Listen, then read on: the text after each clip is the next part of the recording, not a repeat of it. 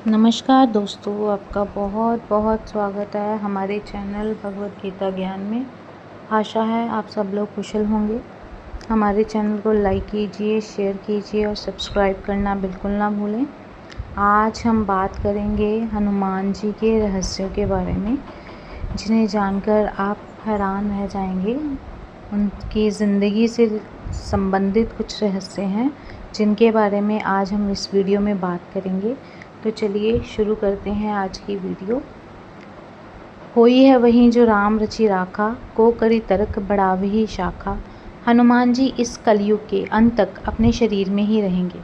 वे आज भी धरती पर विचरण करते हैं। वे कहाँ रहते हैं, कब कब व कहाँ कहाँ प्रकट होते हैं और उनके दर्शन कैसे और किस तरह किए जा सकते हैं, ये सब हम आपको आज की वीडियो में बताएंगे। और इसलिए हमारे साथ वीडियो के एंड तक बने रहिए। चारों युग पर ताप तुम्हारा, है प्रसिद्ध जगति उजियारा। संकट कटे मिटे सब पीरा, जो सुमिरे हनुमत बलबीरा। अंतकाल रघुवरपुर जाई, जहाँ जन्म हरि भक्त कहाई। और देवता चितना धरई, हनुमत सही सर्व सुख करे। चारों युग में हनुमान जी के ही प्रताप से जगत में उजियारा है। हनुमान जी को छोड़कर और किसी देवी देवता में चित्त धरने की कोई आवश्यकता नहीं है। हनुमान जी हमारे बीच इस धरती पर सशरीर मौजूद हैं। किसी भी व्यक्ति को जीवन में श्री राम की कृपा के बिना कोई भी सुख सुविधा प्राप्त नहीं हो सकती। श्री राम की कृपा प्राप्ति के लिए हमें हनुमान जी को खुश करना चाहिए। उनकी आज्ञा के बिना कोई भी श्री राम तक नहीं पहुंच सकता। हनुमान जी की शरण में जाने से सभी सुख सुविधाएं प्राप्त होती हैं। इसके साथ ही जब हनुमान जी हमारे रक्षक हैं तो हमें किसी भी अन्य देवी देवता, बाबा, साधु, ज्योतिष आदि की बातों में भटकने की ज़रूरत नहीं है। हनुमान जी इस कलयुग में सबसे ज़्यादा जागृत और साक्षात हैं। कलयुग में हनुमान जी की भक्ति ही लोगों को दुख और संकट से बचाने में सक्षम है। तो चलिए बात करते हैं हनुमान जी के रहस्यों के बारे में। सबसे पहले हम ये बात करेंगे कि हनुमान जी क्यों प्रमुख देव हैं। हनुमान जी 4 कारणों से सभी देवताओं में श्रेष्ठ हैं। पहला ये कि वे रियल सुपरमैन हैं। दूसरा ये कि इतने शक्तिशाली होने के बावजूद भी ईश्वर के प्रति वे समर्पित हैं। तीसरा कि वे अपने भक्तों की सहायता तुरंत ही करते हैं। और चौथा कि वे आज भी सशरीर हैं। इस ब्रह्मांड में ईश्वर के बाद यदि कोई एक शक्ति है तो वह है हनुमान जी। महावीर विक्रम बजरंग बली के समक्ष किसी भी प्रकार की मायावी शक्ति ठहर नहीं सकती। तो एक रहस्य ये है कि क्या हनुमान जी कपि थे। हनुमान जी का जन्म कपि नामक वानर जाति में हुआ था। नए शोधानुसार प्रभु श्री राम का जन्म 10 जनवरी 5114 ईसा पूर्व अयोध्या में हुआ था। श्री राम के जन्म के पूर्व हनुमान जी का जन्म हुआ था, अर्थात आज से लगभग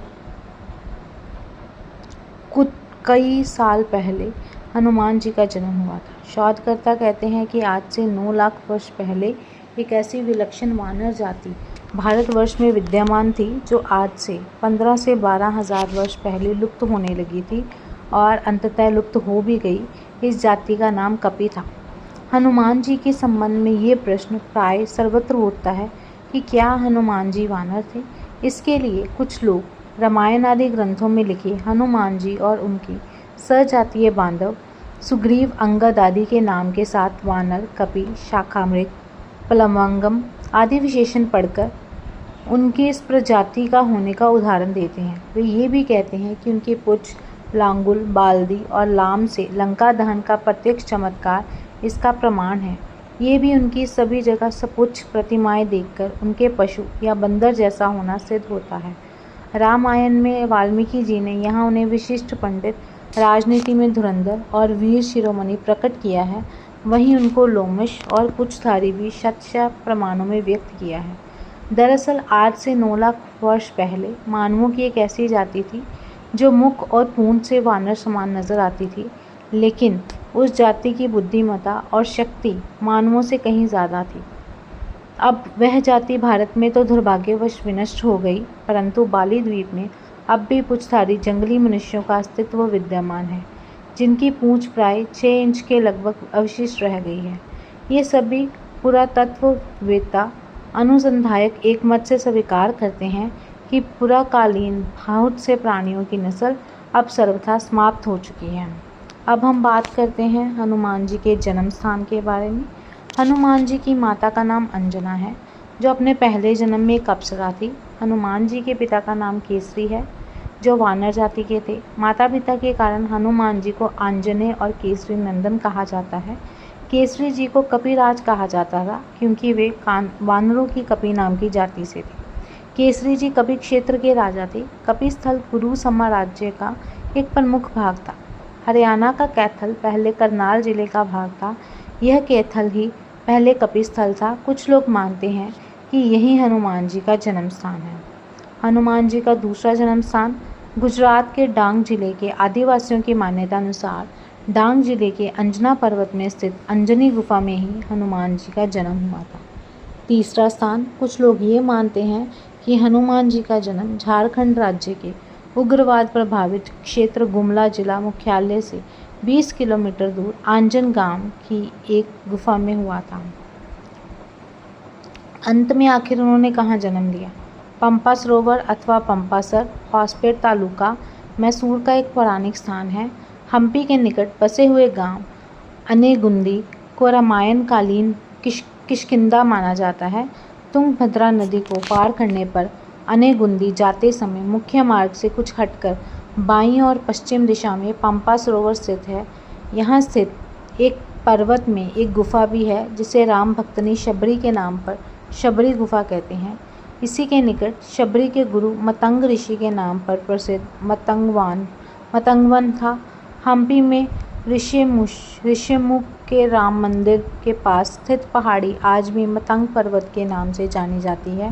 कहते हैं कि मतंग ऋषि के आश्रम में ही हनुमान जी का जन्म हुआ था। मतंग नाम की आदिवासी जाति से हनुमान जी का गहरा संबंध रहा है, जिसका खुलासा आगे हो सकता है। अगला रहस्य है कि क्या हनुमान जी आज भी जीवित हैं और क्यों? हनुमान जी इस कलयुग के अंत तक अपने शरीर में ही रहेंगे। वे आज भी धरती पर विचरण करते हैं। हनुमान जी को धर्म की रक्षा के लिए अमरता का वरदान मिला था।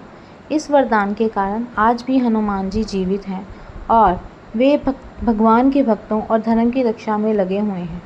जब कल की रूप में भगवान विष्णु अवतार लेंगे, तब हनुमान, परशुराम, अश्वत्थामा, कृपाचार्य, विश्वामित्र, विभीषण और राजा बलि सार्वजनिक रूप से प्रकट हो जाएंगे। कलयुग में श्री राम का नाम लेने वाले और हनुमान जी की भक्ति करने वाले ही सुरक्षित रह सकते हैं। हनुमान जी अपार बलशाली और वीर हैं और उनका कोई सानी नहीं है। धर्म की स्थापना और रक्षा का कार्य 4 लोगों के हाथ में है: दुर्गा, भैरव, हनुमान और कृष्ण जी। अगला रहस्य है लंका विजय पर अयोध्या लौटने पर जब श्री राम उन्हें युद्ध में सहायता देने वाले विभीषण, सुग्रीव, अंगद आदि को कृतज्ञता स्वरूप उपहार देते हैं, तो हनुमान जी श्री राम से याचना करते हैं, यावद राम कथा विचरिष्यति महितले तावत् शरीरे वत्स्यन्तु प्राणमम न संशय।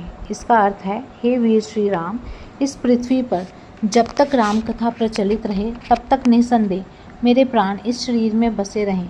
इस पर श्री राम उन्हें आशीर्वाद देते हुए कहते हैं, एवमे तत्कपि श्रेष्ठ भविता नात्र संशय चरिष्यति कथा यावदेशा लोके च मामिका तावत् ते भविता कीर्ति शरीरे पयवस्थता लोकाहि यावत् स्थास्यन्ति तावत् स्थास्यन्ति मे कथा।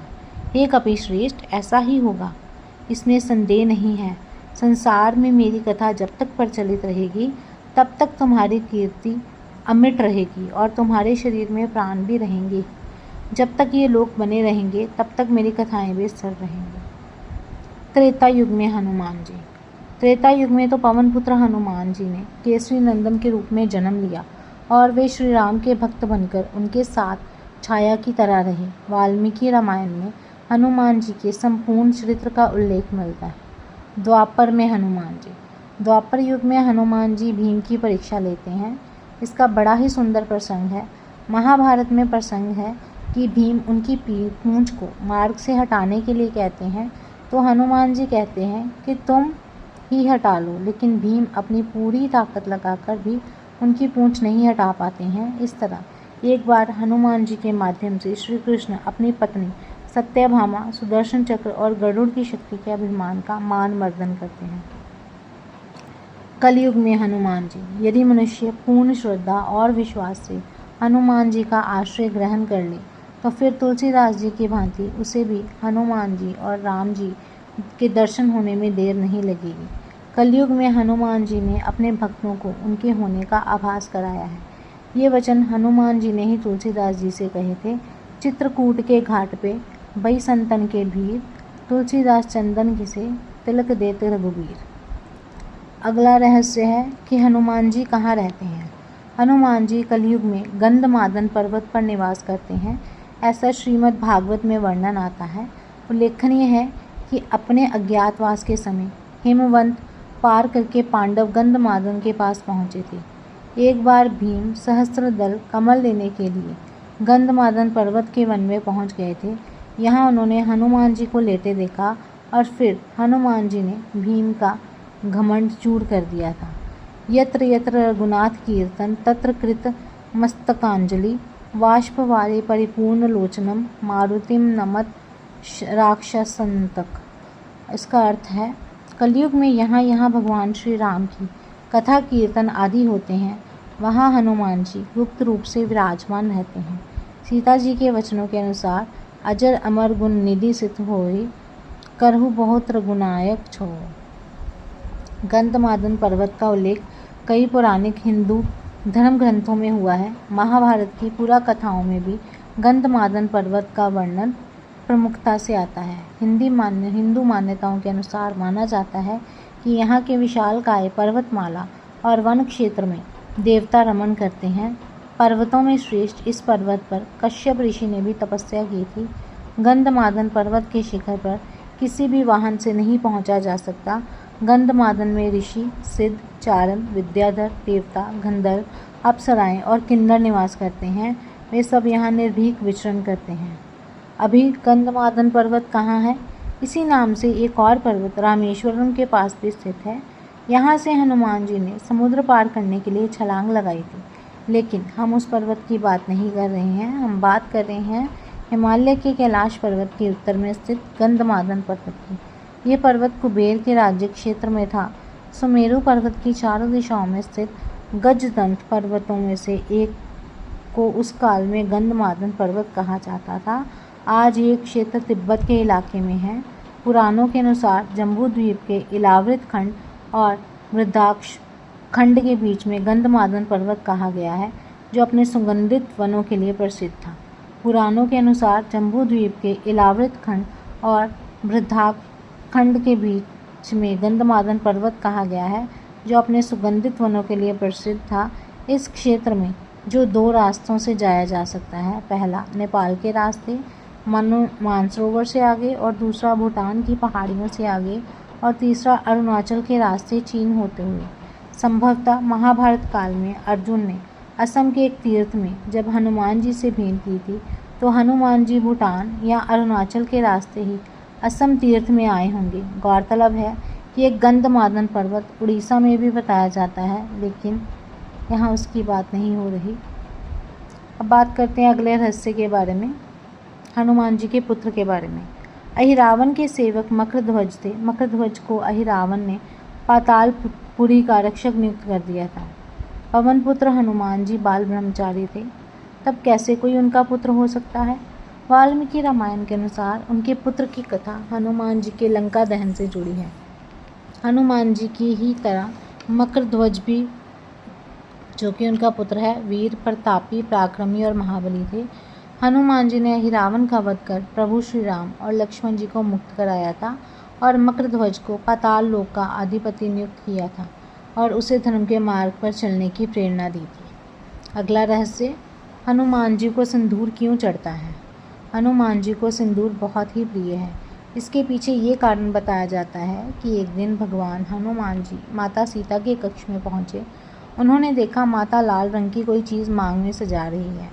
हनुमान जी ने जब माता से पूछा, तब माता ने कहा कि इसे लगाने से प्रभु श्री राम की आयु बढ़ती है और प्रभु का स्नेह प्राप्त होता है, तब हनुमान जी ने सोचा, जब माता इतना सा सिंदूर लगाकर प्रभु का इतना स्नेह प्राप्त कर रही है, तो अगर मैं इनसे ज़्यादा लगाऊं तो मुझे प्रभु का स्नेह प्यार और ज़्यादा प्राप्त होगा और प्रभु की आयु भी लंबी होगी।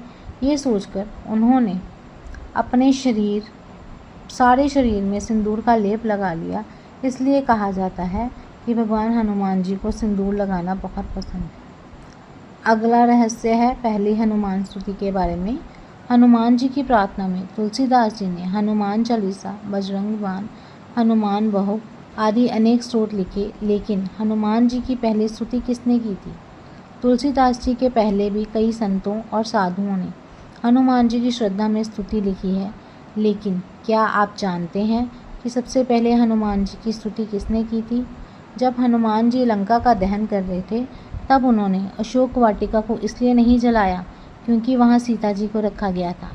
दूसरी ओर उन्होंने विभीषण का भवन इसलिए नहीं जलाया क्योंकि विभीषण के भवन के द्वार पर तुलसी का पौधा लगा था।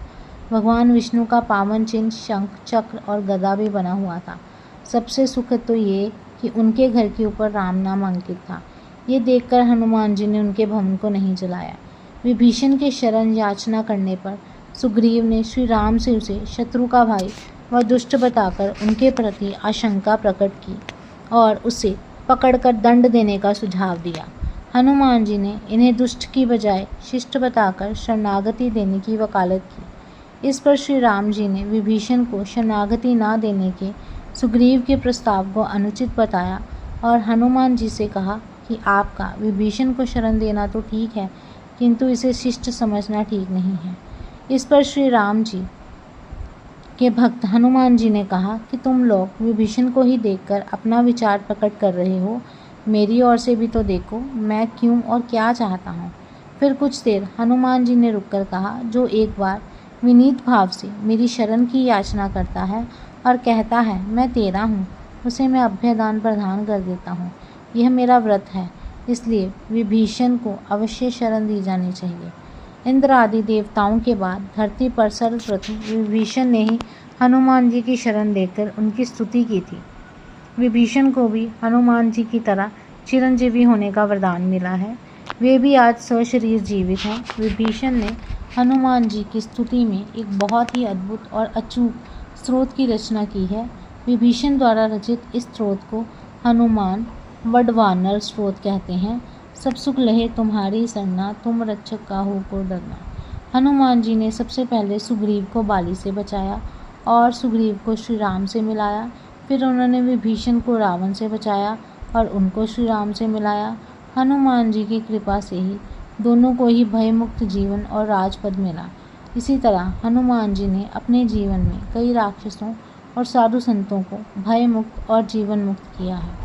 अगला रहस्य हनुमान जी की पत्नी के नाम के बारे में। क्या आपने कभी सुना है कि हनुमान जी का विवाह भी हुआ था? आज तक ये बात लोगों से छिपी रही क्योंकि लोग हिंदू शास्त्र नहीं पढ़ते और जो पंडित या आचार्य शास्त्र पढ़ते हैं वे ऐसी बातों का जिक्र नहीं करते हैं। लेकिन हनुमान जी का ये सच जानकर आप हैरान रह जाएंगे।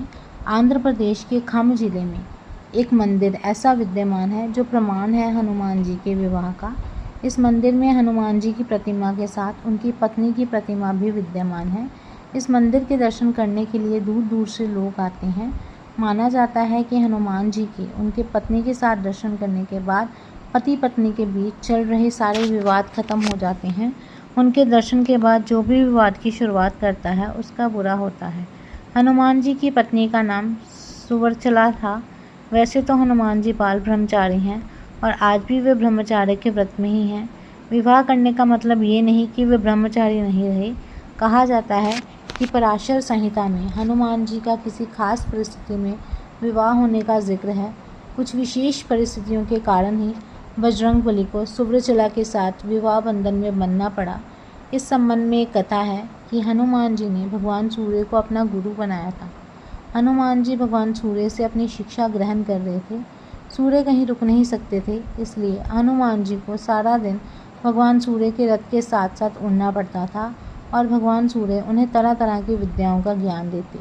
लेकिन हनुमान जी को ज्ञान देते समय सूर्य के सामने एक दिन धर्म संकट खड़ा हो गया। कुल 9 तरह की विद्याओं में से हनुमान जी को उनके गुरु ने 5 तरह की विद्याएं तो सिखा दी, लेकिन बची 4 तरह की विद्याएं और ज्ञान ऐसे थे जो केवल किसी विवाहित को ही सिखाए जा सकते थे। हनुमान जी पूरी शिक्षा लेने का प्रण कर चुके थे और इससे कम पर वे मानने को राजी भी नहीं थे। इधर भगवान सूर्य के सामने संकट था कि वे धर्म के अनुशासन के कारण किसी अविवाहित को कुछ विशेष विद्याएं नहीं सिखा सकते। ऐसी स्थिति में सूर्य देव ने हनुमान जी को विवाह की सलाह दी। अपने प्रण को पूरा करने के लिए हनुमान जी ने विवाह करने की सोची, लेकिन हनुमान जी के लिए वधू कौन हो और कहाँ से वह मिलेगी, इसे लेकर सभी सोच में पड़ गए। ऐसे में सूर्य देव ने अपनी परम तपस्वी और तेजस्वी पुत्री सुभद्रा को हनुमान जी के साथ शादी के लिए तैयार कर लिया। इसके बाद हनुमान जी ने अपनी शिक्षा पूर्ण की और सुभद्रा सदा के लिए अपनी तपस्या में रत हो गई।